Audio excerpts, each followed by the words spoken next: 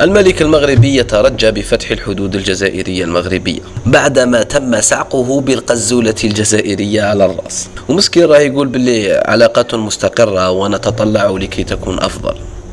ما تقدرش تكون أفضل بعدما أنت نجست الحالة وجبت لنا نتنياهو القدام ديورنا.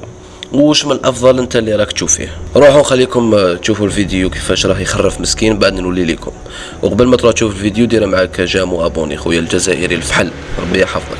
وخلال هذه الأشهر الأخيرة يتساءل العديد من الناس عن العلاقات بين المغرب والجزائر، وهي علاقات مستقرة تتطلع لأن تكون أفضل.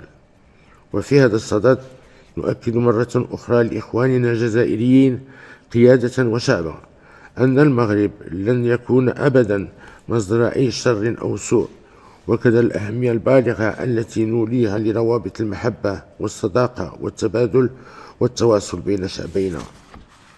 ونسأل الله تعالى أن تعود الأمور إلى طبيعتها ويتم فتح الحدود بين بلدينا وشعبينا الجارين الشقيقين.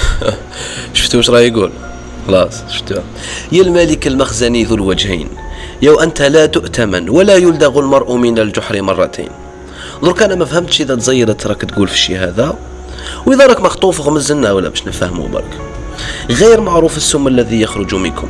غير البارح برك الخير اللي دارته الدولة في الحاجة وليدها هذاك كان شوف الشكر والولاء اللي كانوا يكنوا فيه لينا هنايا قبل ما يخرجوا من الجزائر.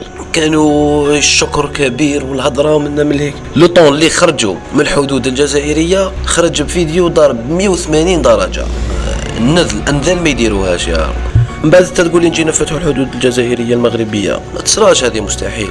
كانوا خليت الحديثه هذه تبرد شوي تبرد شوي، خاطر دوك الشعب الجزائري كاع راه فايق لكم. رانا مذعورين منكم كاع خلاص، ماشي مذعورين قوتكم ولا مذعورين منا تانا والسم تاعكم. خلاص رجلك بيدرو سانشيز كي راح من الحكومه الاسبانيه ما قدرتش ولا ما عجبكش الفراش تاع الامارات. ها كنت بالاول تكون من حسن الجيره. شوف خوتك توانسه خير ودليل حاكمين رواحهم حاجه ما تخصهم. يوم ان شاء الله برك الحكومه تاعنا تدي كلامك بالسخريه وتصنفوا على اساس ما كنتش في مخك وما تسمع لكش ليسونسيال.